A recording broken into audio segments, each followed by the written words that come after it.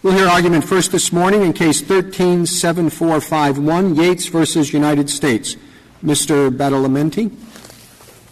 Mr. Chief Justice, and may it please the Court, the natural, sensible, and contextual reading of Section 1519 is that the phrase record, document, or tangible object is confined to records, documents, and devices designed to preserve information, the very matters involved in the Enron debacle.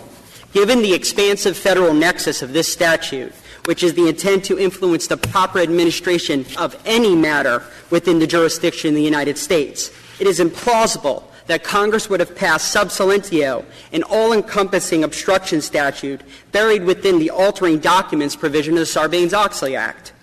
A strong textual indicator that Section 1519 is confined to record-related offenses is the inclusion of the unique term makes false entry in, which Congress only uses in record-related statutes.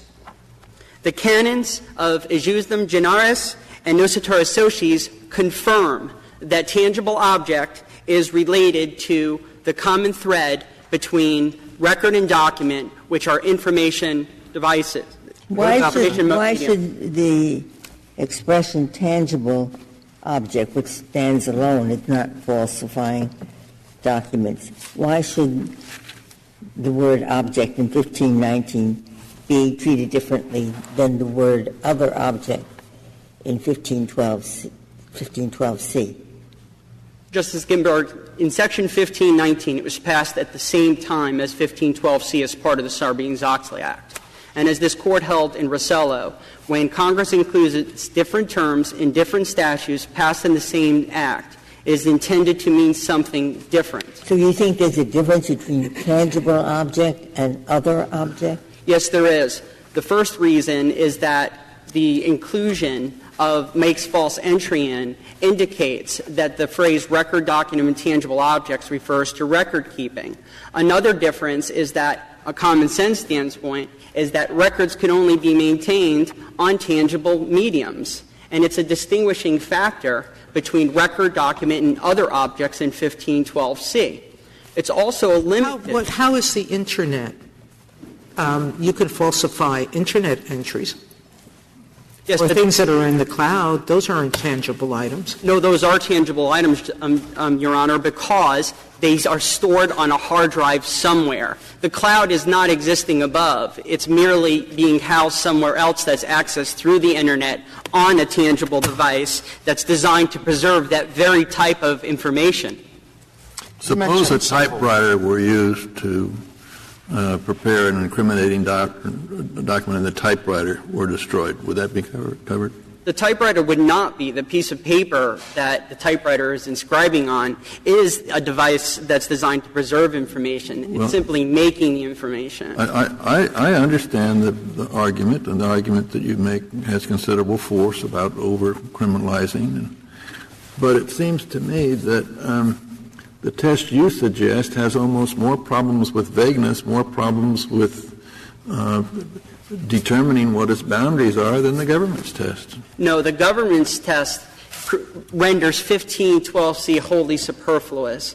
1519, first of all, the words record, document, and tangible object, our definition is providing meaning to all of them. The government is saying, admittedly, record and document didn't need to be there, and Congress had no reason to put them there because it's everything. It's all physical evidence. A tangible object is a discrete device. It is a device that is designed to preserve the information. Well, if that is the case, then why is it not surplusage? What would be a tangible object designed to contain information that would not fall into the category of record or document? An iPad, a laptop computer, a desktop computer, an iPhone. Those things in themselves don't. They have documents. They have something that could be called a document or a record stored in them. So if you have an iPad that's straight from the store, has no information stored in that, do you think that would fall within the statute? It would fall within the statute because what Congress was trying to intend to do, and given the backdrop of the Enron situation where massive servers were destroyed or deleted or otherwise, they were trying to capture the devices that held information. And you cannot determine what's on the device unless you have the device, regardless of whether or not there's information on it or not. What about destroying a brand-new empty filing cabinet? That is not a device that's used to preserve information. That's a container of something. It's not specifically designed to preserve information. You could put bowling balls in a filing cabinet or otherwise. The information, the distinguishing factor, Your Honor, between a tangible object is that the information is being preserved within it, embedded within it, like a computer or otherwise. And Congress needed to use the general phrase tangible object for a reason. Because in 2002, an iPad, an iPhone, and many other electronic devices that preserve information didn't exist. And but then Congress could have said, used, tangible object used to preserve information, and then your case would be solid. But it just said tangible object. It said tangible object. That is true, Justice Ginsburg, that it said tangible object, but it did so using that general phrase following two specific terms, record and document, which is a classic methodology in which the legislature uses. But could I go back to Justice Ginsburg's first question? Because my fault, I'm sure, but I wasn't sure I understood your answer. Not only in 1512c1, but there are, I think 5 times in 1512 from a prior enactment, this same kind of phrase is used, which is record, document, and other object. And you say that we should treat that phrase, as it exists many times in 1512, differently from this phrase in 1519 because of the difference between tangible object and other object. And to me, it seems like other object is, if anything, a more classic case of that canon that I can't pronounce the name of. A justem whatever. And good. That's what I count on my colleague for. I deserve that. But to me, it seems like a more classic case. So I guess I just don't understand why you're treating the two differently. It is, to answer your question, they're being treated differently not simply because of the inclusion of the word tangible, but because of the other words surrounding tangible object, like the unique phase makes false entry in, which is not included in any other obstruction of justice statute. Just because Congress includes more verbs. I mean, the reason Congress includes 20 verbs instead of 4 is presumably because Congress really wants to sweep in a very wide variety of conduct. And not every verb has to apply to every situation. In fact, we rather presume that they won't. Although this Court has never held that all the verbs, apply to all the nouns, it would make sense that they would apply.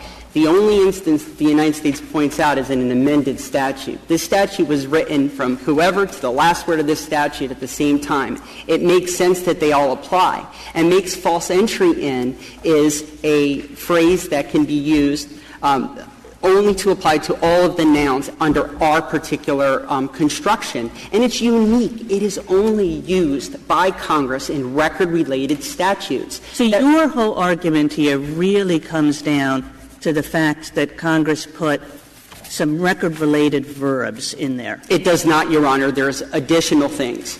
We have a limited subject matter under our definition, which makes sense because you have a tremendously broad nexus to any matter within the proper administration of the United States. That's unlike traditional classic statutes. It makes sense that Congress wanted to narrow the subject matter of this particular statute when you're dealing with such a broad nexus to any federal matter. I'm sorry. I would think that cuts against you, that the fact that this is about any matter within the jurisdiction of any agency in the United States shows that it's really not just about corporate fraud, that Congress had a broader set of things in mind. So I would think that that's quite the opposite, that everything about this statute, the any matter, the any record, suggests breadth. It does not, Your Honor, because if you take the lens and you zoom it out a little bit further, If we look at Section 802 of Title 8 of the Sarbanes-Oxley Act, it's entitled Criminal Penalties for Altering Documents. 2 new criminal statutes were created. 1519 entitled Destruction, Alteration, and Falsification of Records, and 1520, which is a 5-year record retention requirement on auditors.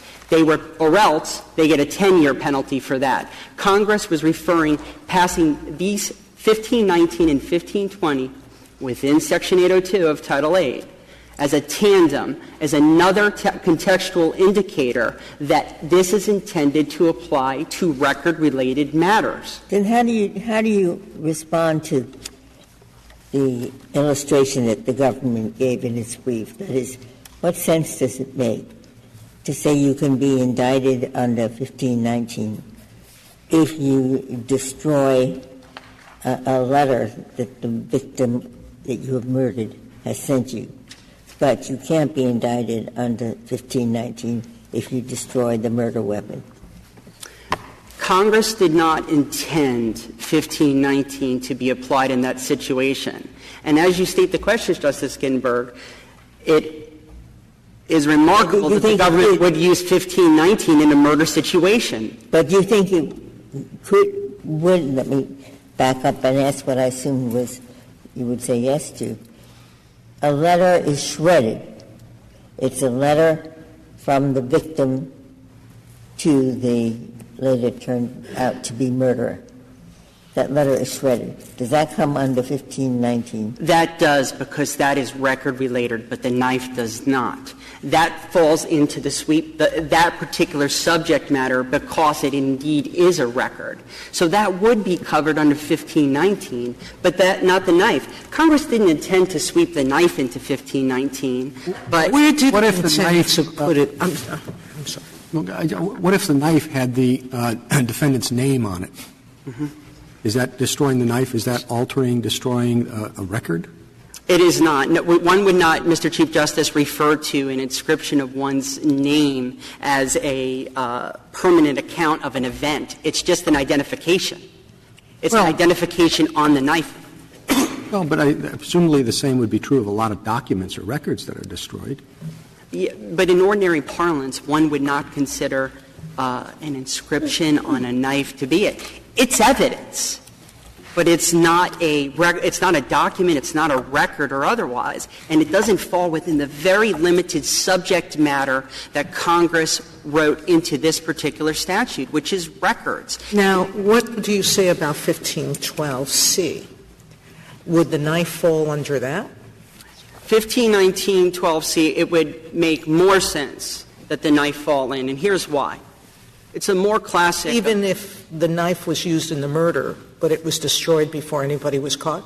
It would, if it was destroyed with the intent to impair that object's availability in an official proceeding, which is a classic obstruction statute. So did the government mischarge here? Could they have charged your client with violating 1512C? It's possible the government could have charged that particular thing. I love those words, possible. It is possible. What would have been your defense if they did? My defense would have been something very significant difference between 1512C and 1519. 1519 only requires... I know you were charged with. What would have been your defense to 15? He didn't corruptly do it. And corruptly is wrongful, immoral, depraved, or evil, not simply knowingly, which is required under 1519, which is voluntary and intentionally done. See, corruptly is used in 1512C purposefully in that particular information because it is perhaps a broader class. And it's destroying and substituting fish is not a corrupt act? It would have been my defense. Touché. Which was the question, Your Honor. Okay? So what we have in 1519 is a remarkable situation when you're looking at Chapter 73 in total, is that you have this incredibly broad nexus to any federal matter within the jurisdiction of the United States. what can a matter be, as the amicus briefs point out, any of 300,000 federal regulations that the federal government has placed down upon the American people? And what is your view, given what you've just said, of the best way to narrow this statute? The best way to narrow this statute, Justice Breyer, is to interpret tangible object in the company it keeps. And that is a device that is designed to preserve information such that if that device is destroyed, the information contained on that device is destroyed. You still have the problem of the language of the statute covering the destruction of a document, such as an EPA questionnaire that comes through the door asking about recycling, where you know that the EPA would like to have that back to help them do their official work of finding out how the program works. You believing that that's their business, not yours, tear it up and throw it in the wastebasket. Now, does that fall within the statute? Well, it surely does within the language. And your effort to narrow the statute has nothing to do with that. The narrowing is the document itself. This statute's exceedingly broad. But my problem, of course, is reading this statute and taking your argument in the context that you mean it, which is we must look for a way to narrow this statute, which at first blush seems far broader than any witnessing tampering statute, any obstruction of justice statute, any not lying to an FBI agent statute that I've ever seen, let alone those within Section 15. So what I'd like you to focus on is not your problem, though they're connected, but my problem. Focusing on your problem, Justice Breyer, I would say that it is not an onerous situation for individuals to retain documents. It is not an onerous situation on the American people with particularly what we have on flash drives attached to a keychain that could hold thousands I see where you're going. Of documents. I see where you're going. Let's follow you down that road.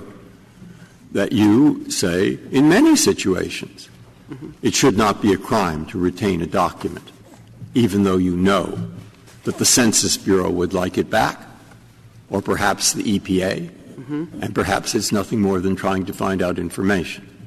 But where you end up at the end of the road is that this is void for vagueness, but not for any reason you have yet told us. So what am I to do with the fact, if that is a serious problem, that it has never been argued in this case? Well, I wouldn't accept the invitation that it would be void for vagueness, Your Honor.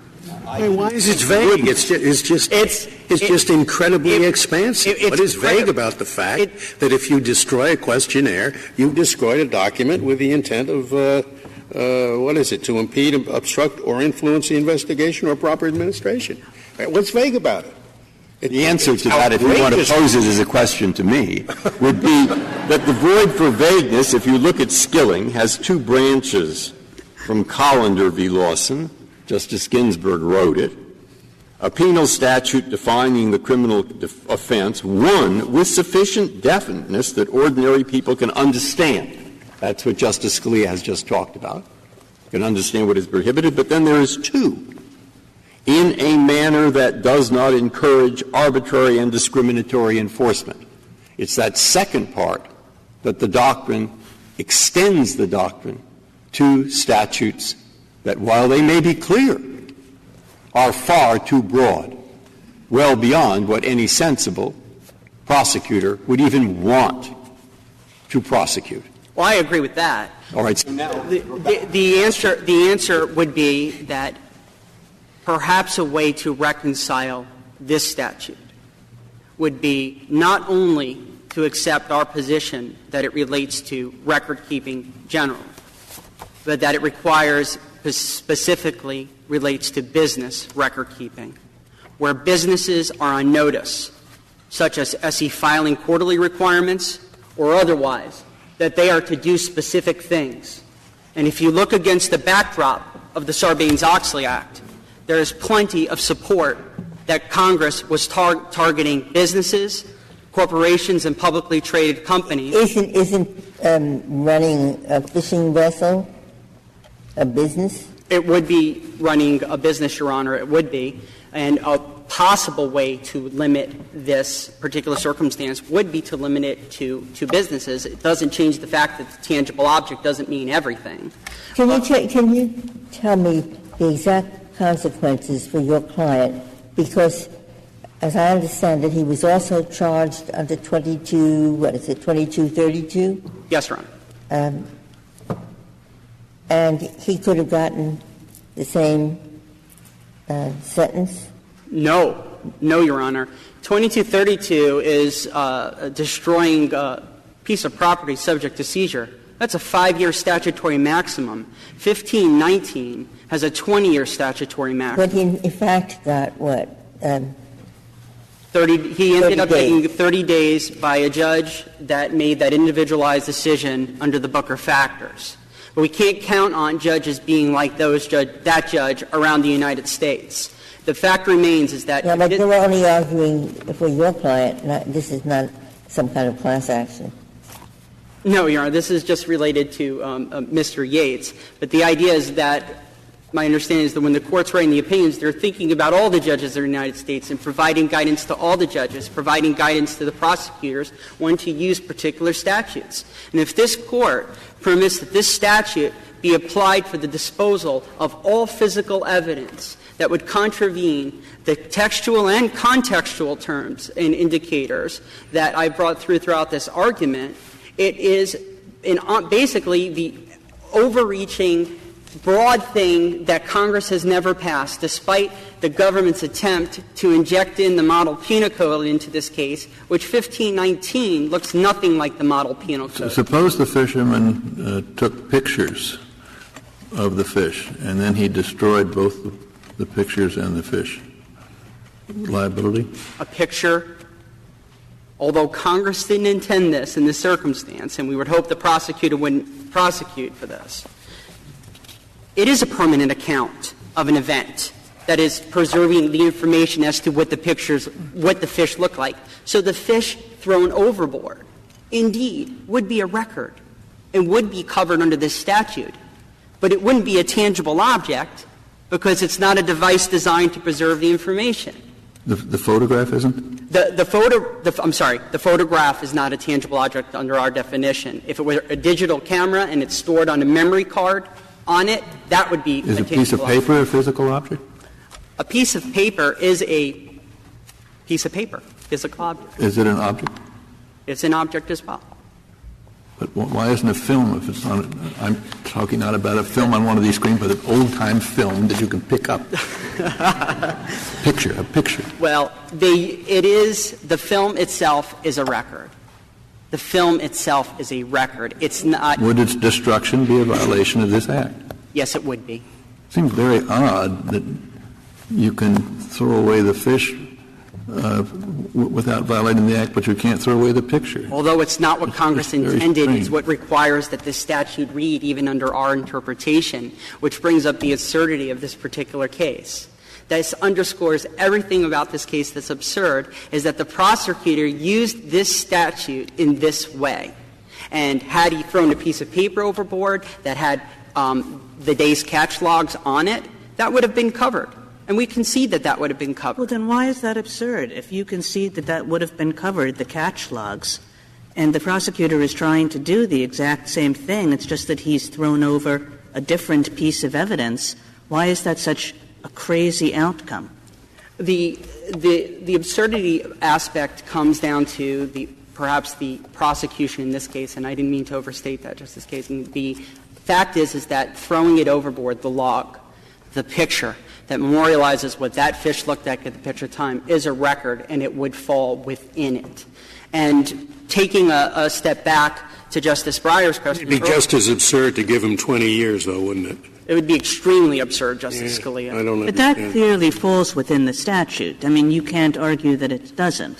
The only way we could argue. You know, it seems as though this is Congress gives very strict penalties to lots of minor things, and but that's what it does. Congress did something that was very very strong language to the American people in the Sarbanes-Oxley Act. It added 1519 to cover rec-related matters, 20 years. 1512C is related to official proceedings. We've discussed that earlier, 20 years. It upped wire fraud, mail fraud, from 5 years all the way up to 20 years.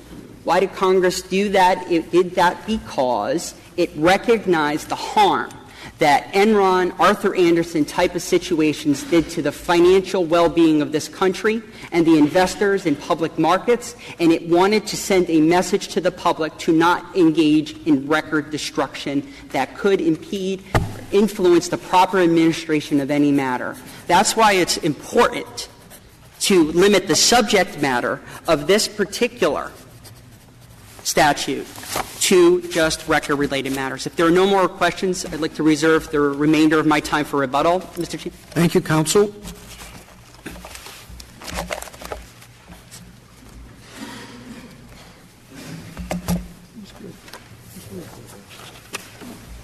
Mr. Martinez. Mr. Chief Justice, and may it please the Court, Section 1519's key phrase, any record, document, or tangible object, unambiguously encompasses all types of physical evidence. That's clear from the standard meaning of those words in ordinary speech and from the broader statutory and historical context in which those words appear. Why are those the key words? Why don't you start earlier? Don't we alter, destroy, mutilate, conceal, cover up, falsify?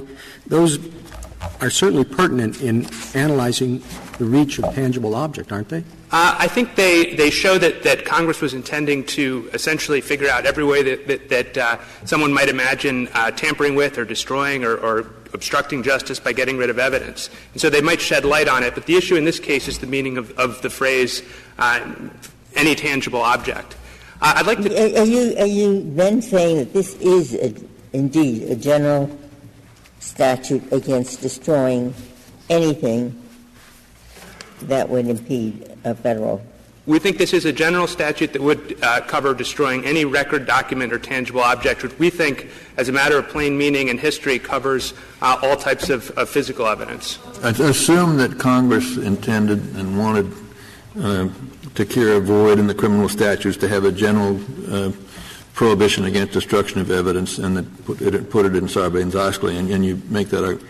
Are there any other laws of general application that were also included in Sarbanes-Oxley, or is this the only one? No, there were a number. First of all, petitioners conceded that 1512C1 itself is of general application. The other one that I think is the clearest to point to would be 1513E, which was a new provision also added as part of Sarbanes-Oxley that was the anti-retaliation provision.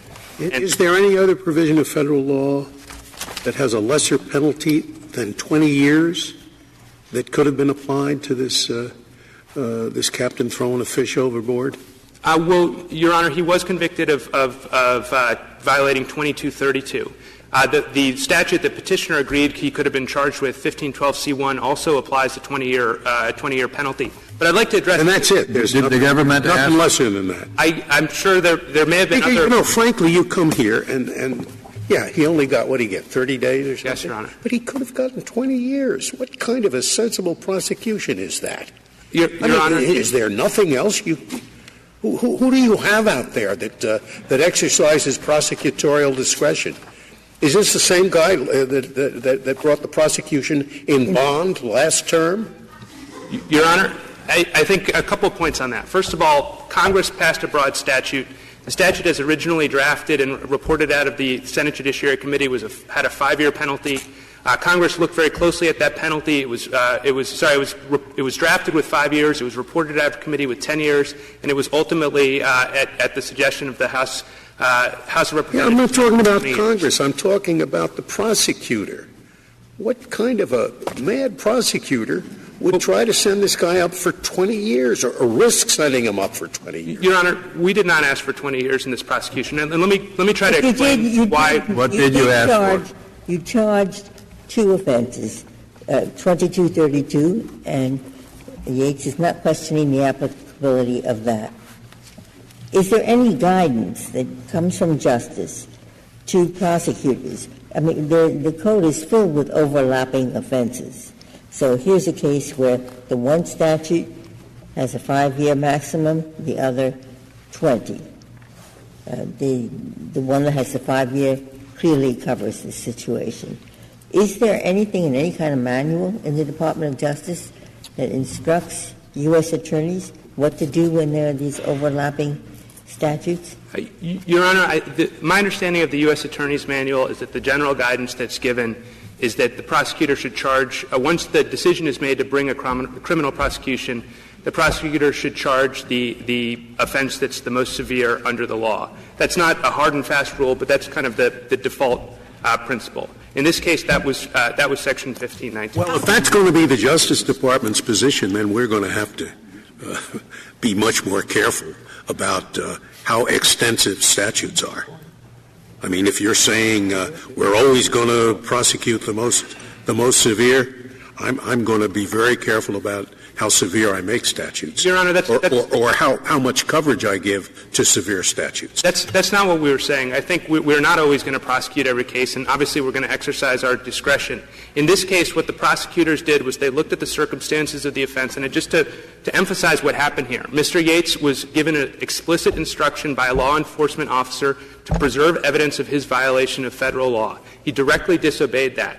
He then launched a convoluted cover-up scheme to cover up the fact that he had destroyed the evidence. He enlisted other people, including his crew members, in executing that scheme and in lying to the law enforcement officers about it. You make him sound like a mob boss or something. I mean, he was caught. The fish were how many inches short of permitted were the fish? The fish were it varied fish by fish, Your Honor, but we did not. The prosecution in this case was not about the size of the fish. The prosecution was about the destruction of the evidence, and I think it would be a very strange thing if this Court were to say that the obstruction of justice laws somehow apply differently when the offense is trivial. Did you ask for or recommend a particular sentence? We asked for a sentence within the guidelines range, which was calculated by the judge at I think 21 to 27 months.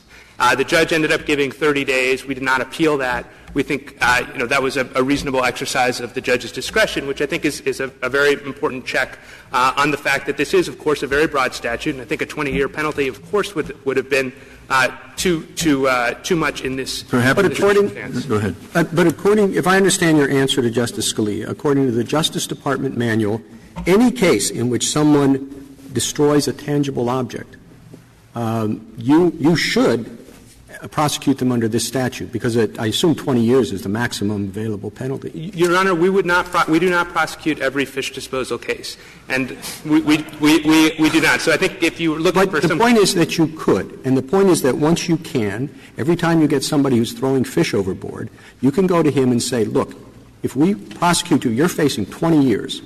So why don't you plead to a year or something like that? It's an extraordinary leverage that the broadest interpretation of this statute would give federal prosecutors. Your Honor, we're operating with the statute that Congress passed, and Congress decided that this statute was going to carry a 20-year penalty. And I think the issue in this case, though, is whether Mr. Yates' conduct comes within the terms of that statute, and specifically whether a fish counts as a But isn't there a normal obstruction of justice statute that existed before this? There are several, and I think what Congress... I suppose, in other words, wasn't this going to a criminal, isn't it a criminal matter? I'm sorry, can you... It wasn't what the official, the government official, was investigating a minor crime, catching fish that are too small. Am I right? It was a civil offense, Your Honor. It's a civil offense? Yes. Fine. Then isn't there a statute that says that you cannot destroy evidence useful for a civil offense? Where you know that it's going to be. Yes, and it's 1519 and only 1519. In other words, for many, many years before Sarbanes-Oxley, the federal government could not prosecute obstruction of justice. Your Honor, where there was a civil offense involved. When there was in the absence of a pending judicial proceeding, the government could not have prosecuted him under 1503. No, I'm not asking specific things. I want to know the general criminal law, which I do not know all of it. I'd always thought there is a crime called obstruction of justice. And I always thought that a person who destroys evidence, where he knows it's evidence, he's been asked to bring it to the proceeding, which may not yet have taken place, he purposely destroys it, I thought that that was a crime. It would make perfect sense for that to be a crime. But it never was in the criminal system. No one was ever prosecuted under these circumstances, it was not a crime, and that's exactly what Congress realized. I'm sorry. What statute did you used to use? Well, in the Arthur Anderson prosecution, they used 1512b2. But the problem with 1512b2 was that it had a huge loophole in it. 1512b2 prohibited Person A from persuading Person B to destroy evidence, but it didn't prohibit Person A from destroying that exact same evidence himself. And so Congress decided Okay, I guess I can look that up later. But in any case, this is a what will you do with the problem that I put to him? That is my problem. The potential vagueness problem? Is that yeah. I think there are certain questions that come into play with this statute which are arguably vague, and they don't have to do with the meaning of tangible object. They have to do with the various intent-related elements of the statute. For example, what does it mean to impede, obstruct, or influence justice? What does it mean to be acting in contemplation of a proceeding? And do you need to know that the proceeding is under federal jurisdiction? Those are the kinds of questions that the lower courts are currently dealing with. They're not presented in this case. No, I know, but it's not just influence a proceeding. It is, for example, and here it's obscure, but it means to destroy something in relation to any such matter or case. What matter? In relation to any matter within the jurisdiction of any department or agency within the United States. What? I mean, somebody comes to the door and says, I've been through this. He passes a piece of paper through the door. It's the postal, and is a postman. He says, please send this back. It's our proper duty to deliver the mail. I say, I hate postmen, and I rip it up. 20 years. Your Honor, that would not be covered. And why wouldn't it happen? It wouldn't happen because you never prosecute it, though I've had my doubts recently. Your Honor, it wouldn't happen because the statute requires bad intent. It requires the intent to impede. Yes, I do. I say I hate postmen. I don't want them to find out. And I tell 4 people I finally got even with the postman. I have the intent. And I'm using a ridiculous example purposely because by using an example purposely, I'm trying to get you to focus on the question of how possibly to draw a line. And if you can't draw a line, it seems to me that the risk of arbitrary and discriminatory enforcement is a real one. And if that's a real risk, you fall within the vagueness doctrine. There's the whole problem spelled out, and what I do not understand is the relation of this case to that doctrine, or how to decide this case. Your Honor, this case is not related to that doctrine because the petitioner has not made a vagueness argument. Yes. What this Court has said is that when vagueness challenges are presented, they need to be presented in as-applied challenges. That hasn't happened in this case. And so how do I know, since there could be 4 ways of trying to limit it, and one way to try to limit it might be what your opponent says? I think that his way is a particularly bad way to address the problem that the exact hypothetical that you gave me, because in that case we're talking about a document, a letter that the postman hands over. And so the problem that your hypothetical poses is not addressed by the solution he gives. So there's a total mismatch. And I don't think there's any reason to think that Congress, even if it had concerns about breadth, would have wanted to solve those concerns by narrowing in a very unnatural fashion the word tangible object, whereas, leaving in place the terms record and document. Mr. Martinez, can we go back to what we started with what Justice Breyer started with? If I understood your brief right, up until 1519, the general obstruction statute, 1503, applied only to the destruction of evidence in a judicial proceeding if you got someone else to destroy it. 1503 applied only to pending judicial proceedings. There was a different provision, Section 1512b2, that, as the Court considered and addressed in the Arthur Anderson prosecution, 1512b2 did not prohibit single-actor destruction. You had to persuade someone else. Okay. So you needed something to punish people who destroyed evidence. But I see 2 provisions, 1519 and 1512. Are they superfluous? I think the way to understand those provisions is to understand the fact that, one, they are redundant largely, not entirely, And two, why are they both in there? It's a very reasonable question to ask. And the reason is these were essentially rival provisions. They were drafted by different people at different times, and they both ended up in the statute. Oh, that makes it okay. That's fine. I mean, that explains how it happens. It doesn't explain how it makes any sense. Well, Your Honor, I think to address the textual component of the superfluous nature of those two provisions, I think it's unambiguous that they are superfluous, and I think Petitioner would agree with us that they're superfluous with respect to records and documents. So we know here that Congress was not intending to avoid surplusage. The only question is whether they thought it would be superfluous with the third term in the list, which is either other objects or tangible objects. Well, not only that, the 1512 only applies for use in an official proceeding. Isn't that right? That's right. It's narrower. And this applies to any matter within the jurisdiction of any department or agency of the United States. Is the knowingly requirement of 1519, does that apply to that portion of the statute, or does it only apply to altering, destroying, mutilating, concealing, covering up, or falsifying? Do you have to know that it is within the jurisdiction of a federal agency? No, you don't. It's a jurisdictional element that typically, as this Court has read other statutes, the knowledge requirement does not extend to the jurisdictional element. Wow, then it's really... And that's, Your Honor, but the Court of Appeals have said that, and if this Court has concerns with that holding, I think there may be a different case in which to bring that up. Here, of course, Mr. Yates had perfect knowledge that there was a federal proceeding that was ongoing, and so that concern in this case, doesn't affect his case. Not a problem. But can I... 1512, could you have charged it? 1512c1, I think we could have charged it, yes, Your Honor. And we didn't. And I think in the 11th Circuit there was some confusion about how you deal with investigations and whether investigations that are probably going to give rise to a proceeding, whether that kind of is close enough to an official proceeding to charge 1512c1. So they made the decision to charge 1519 instead. It was a reasonable decision based on the language of the statute. But I want to emphasize, I think the most important thing that Petitioner's counsel conceded here today was that 1512c1 is a general obstruction of justice statute that was passed as part of Sarbanes-Oxley and covers the destruction of fish. And I think he said it has a stronger state-of-mind element. The requirement is a little bit more rigorous with respect to 1512c1. But I think the key point is Sarbanes-Oxley prohibits the destruction of fish. He said that. That's been our position. And I think that undermines the whole theme of his brief and certainly the theme of all the amicus briefs that have been filed here. Their whole point has been it's impossible to imagine that Congress could have wanted Sarbanes-Oxley, an Enron-related statute, to prohibit the destruction of fish. And yet that's the point on which we all agree here today.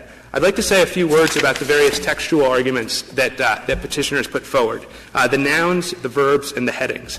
First of all, with respect to the nouns, I think the historical evidence that we've put forward, I think, show conclusively that the term record, document, and tangible things is very, very similar to the standard formulation that essentially everyone has used to cover all physical evidence in the obstruction of justice context for over 5 decades. Secondly, 1512c1 confirms that the Could you tell me, Mr. Martinez, where are those other provisions? I think that there are about 5 of them in 1512. I take it there are many state statutes. Are there other federal statutes? The key provisions that we've pointed to in our brief, there are 6 different provisions of Section 1512. 1512a1b, a2b1. Okay, so there's 6 in 1512. There's 16 different state provisions that have essentially the same language. I think most of them say record, document, or thing. Some of them say record, document, or other object. Well, but when you say this, I understood your friend to say there's tangible object is only used in record statutes. In 1512, no. It's object. I mean, tangible thing. In 1512, it's object, right? In 1512, it's other object. Well, see, the reason, I mean, maybe that makes a difference, but if you have records, documents, and then a tangible object suggests that the tangible nature of it is what's significant, which suggests that it may be one of the, whatever the drive thing is as opposed to a record. I think and that's a point that's not present in the statutes that you were citing. I think it's true that the term tangible is different. I think that the way to understand the term tangible is the way in which Congress and the rules always use the term tangible in connection with things or objects, which is as a way to refer to all types of objects, all types of evidence. We've cited 35 different provisions of the U.S. Code and of the discovery rules in the criminal context and in the civil context. Those are at footnote 3 of our brief. In all of those instances, they use the phrase tangible things or tangible object to refer to everything. And so there's no reason to think that the addition of the word tangible somehow shrunk the scope of the statute. And even if it did shrink the scope of the thing as an intangible object? I'm not. I'm trying to imagine one. I think you could say that the object of the game of Monopoly is to win all the money, but that's not really what Congress was looking at here. Object not meaning purpose. Yeah. I don't think that the word I agree with what Petitioner said in his opening brief, which is that the word tangible here doesn't really do much. He said that at page 13 of his opening brief. When you get to his reply brief, suddenly the word tangible is doing all this amazing work and it's the key difference between this statute and all the other statutes. So then with respect you in your brief point to the model penal code as the model for 1519. But the model penal code describes a misdemeanor, and this is a 20-year felony.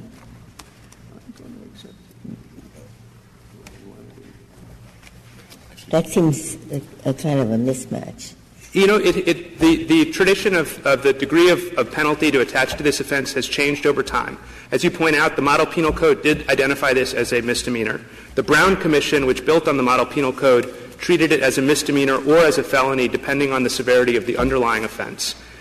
When Congress sat down in the 70s and 80s and was trying to incorporate essentially that provision into federal law unsuccessfully, over a dozen times, it treated it as a felony. And then, of course, Congress in Sarbanes-Oxley Act in both 1512c1 and in 1519 also treated it as a felony with a 20-year penalty. And with respect to that penalty, again, I think it's important to emphasize that the text that's at issue here, any tangible object, that was fixed and that was drafted. It was in the bill that was introduced by Senator Leahy at the time when it was only a 5-year penalty. And there's no reason to think that when Congress tinkered with that penalty, it meant to kind of by implication shrink the scope of tangible objects that's at issue here. And I think just to emphasize the textual point, it's a very unusual and I think it's highly implausible to believe that Congress chose this broad and expansive phrase, any tangible object, when really what it really wanted to do was refer only to a very narrow and specific category of information storage devices. Well, isn't that like the Bond decision? I mean, you had text that could be read broadly, and yet we suggested, well, Congress could not have meant the Chemical Weapons Treaty to cover a minor dusting of with toxic, irritating chemicals. I think Bond is actually in some ways helpful to the government in this case, because as I understand the Bond decision, it turned essentially on the everyday meaning of the phrase and federalism concerns as well. And the everyday meaning of the phrase, I think it was chemical weapon in that case, didn't apply to the chemicals at issue that Ms. Bond used. But in this case, the everyday meaning of the phrase tangible object applies to all tangible objects. And if you stop someone on the street and ask them, is a fish a tangible object, the answer would almost certainly be yes. And so, and you don't have as well what you had in Bond, which was the concern about federalism and the application of that canon. Well, what if you stopped them on the street and said, is a fish a record, document, or tangible object? I think if you asked them that question and you pointed them to the fact that I don't think you would get a polite answer to either of those questions. Your Honor, maybe I could say a word, having talked about the nouns, maybe I could say a word about the verbs in this statute, because they they place a lot of emphasis on the makes a false entry language. Petitioner's argument rests on this premise that each of the verbs has to work with each of the nouns. But that premise is flawed. It's not consistent with how Congress drafts statutes. It's not consistent with Petitioner's own interpretation. And I think there's significant tension with this Court's decision last year in Roberts. Let me say a word about each. With respect to how Congress drafts statutes, I think you only have to look to Section 1505 of the statute to see that's yet another example of where Congress has had a bunch of verbs and a bunch of nouns, and some of the nouns don't work with some of the verbs. You can't mutilate oral testimony. With respect to Petitioner, the inconsistency with Petitioner's own theory, Petitioner agrees that 1519 covers the destruction of an email in electronic form. But you can't mutilate an email. No one would ever talk like that. Similarly, he says that it would apply to a blank hard drive.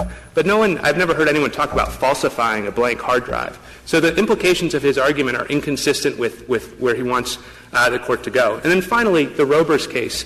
Robers dealt with a circumstance. It wasn't perfectly analogous, but it raised a similar problem, which is that there was a broad statute. It had many different applications, and there was some language in the statute that was a little bit awkward and a little bit superfluous with regard to some of the applications of the statute.